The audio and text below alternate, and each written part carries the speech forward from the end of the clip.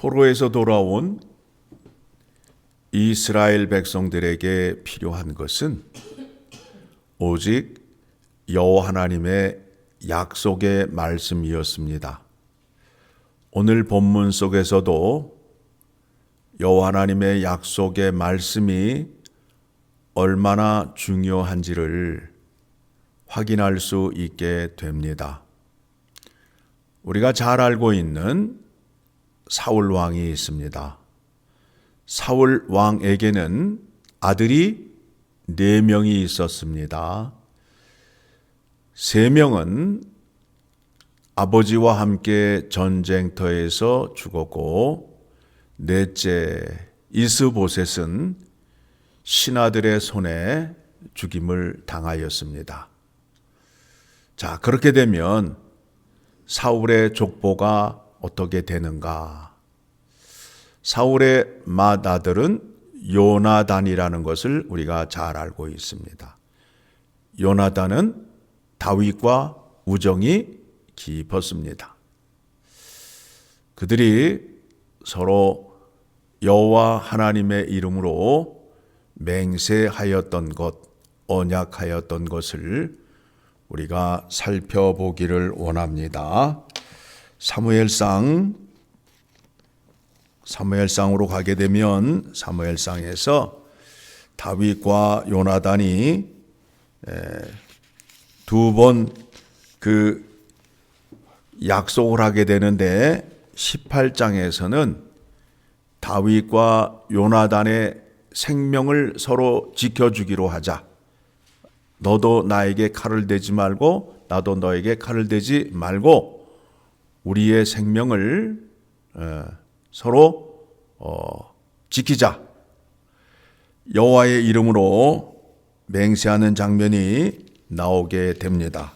그리고 20장 15절 이하에 가서 또 한 번 언약을 하게 되는데, 요나단이 자기의 후손의 생명을 지켜주기를 여호와의 이름으로 언약을 맺게 됩니다. 15절에 같이 읽습니다. 여호와께서 너 다윗의 대적들을 지면에서 다 끊어 버리신 때에도 너는 내 인자함을 내 집에서 영원히 끊어 버리지 말라 하고, 이에 요나단이 다윗의 집과 언약하기를 여호와께서는 다윗의 대적들을 치실지어다 하니라. 다윗의 대적을 다 친다 하더라도 요나단의 후손 자녀들의 생명을 건드리지 말아다라. 요나단에게는 아들이 하나 있었는데 나이가 어렸습니다. 전쟁터에서 사울과 요나단이 죽었다는 소식을 듣고 요나단의 아들을 안았던 유모가 떨어뜨리게 되었습니다. 그래서 다리를 절게 되었습니다. 그 이름이 무비보셋이라고 합니다. 그런데 오늘 본문에서는, 다시 본문으로 오시게 되면 역대상 8장 34절에서는 요나단의 아들은 무립바알이라, 무비보셋입니다.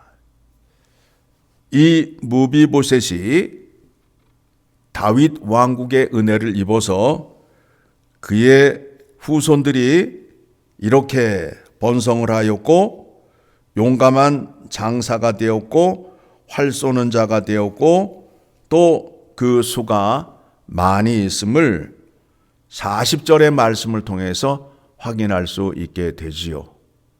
무엇을 얘기하는 거예요?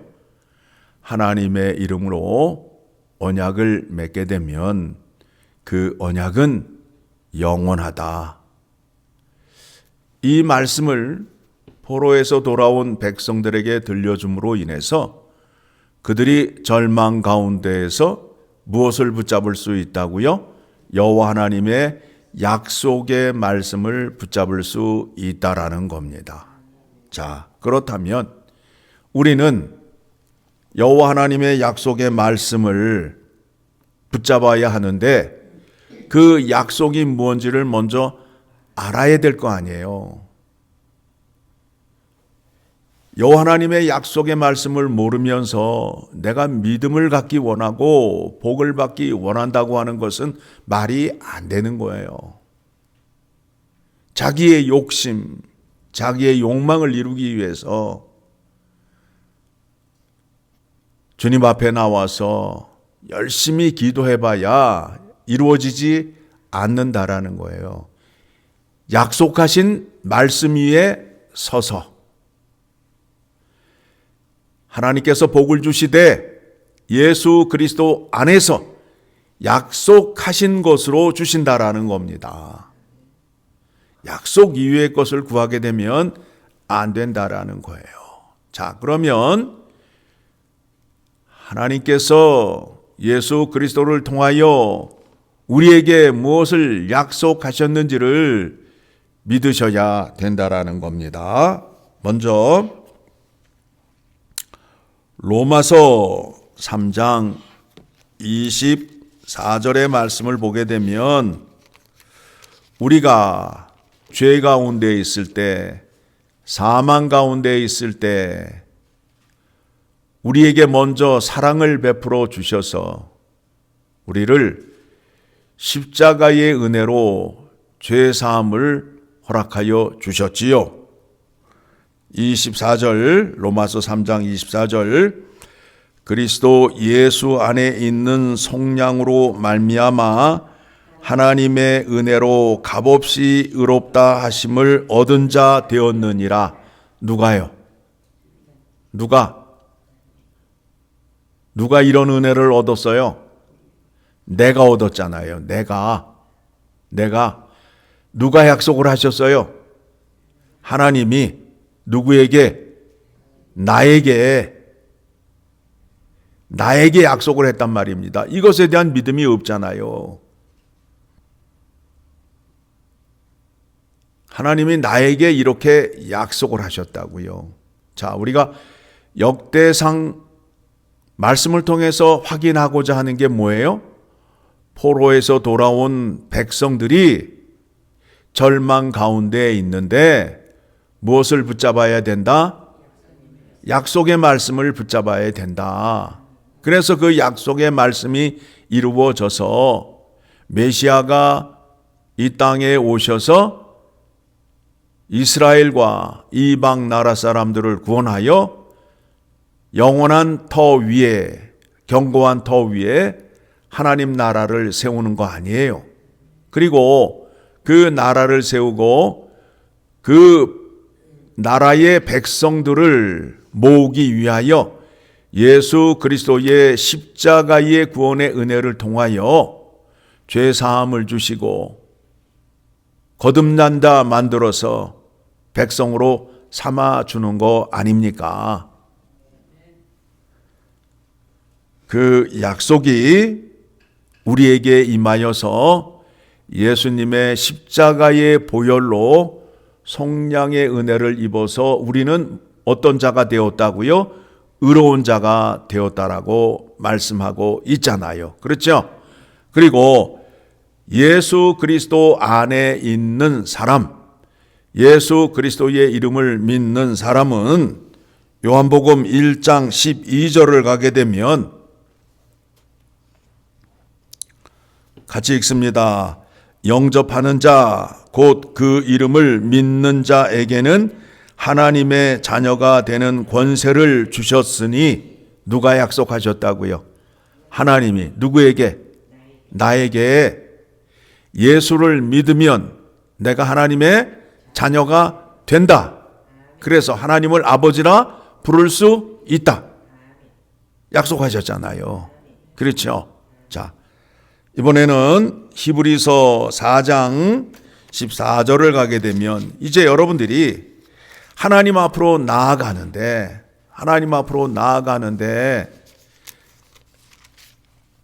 믿음이 있어야 나갈 거 아니에요. 믿음이 있어야 나갈 거 아니에요.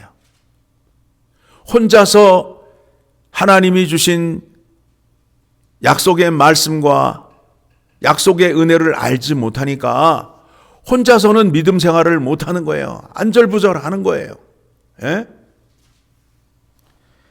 자, 우리는 예수 그리스도의 이름으로 의롭다함을 받은 자가 되었고 하나님의 자녀가 되었어요. 하나님의 약속의 말씀으로 그와 같은 은혜를 얻게 되었습니다.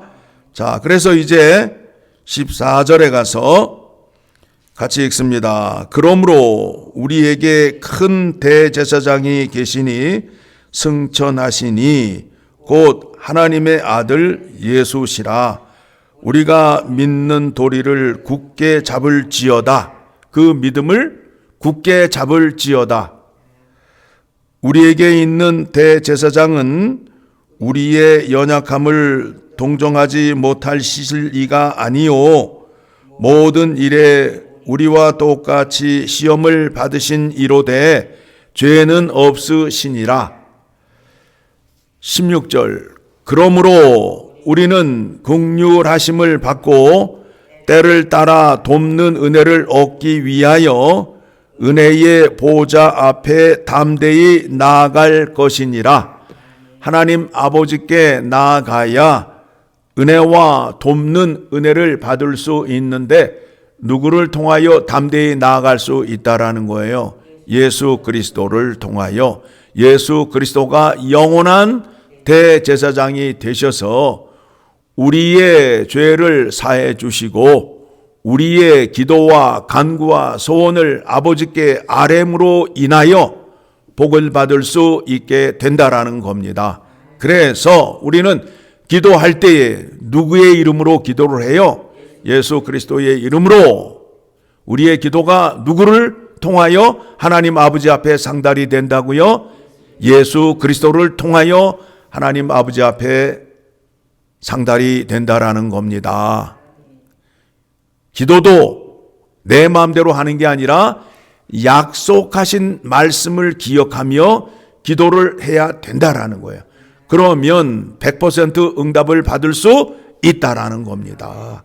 약속이 아닌 것을 자꾸 달라고 하니까 내가 너와 맺은 언약을 기억하라. 그 약속의 말씀을 붙잡으면 하나님은 그 약속을 이루실 수밖에 없다라는 겁니다. 이것이 참 믿음이요. 성경을 아는 자의 믿음이라는 것을 여러분이 깨달으시기를 바랍니다. 약속도 되어 있지 않는 것을 달라고 간구하게 되면 그거는 헛 간구가 되고 헛 믿음이 된다라는 것을 이 아침 확인하시기 바랍니다.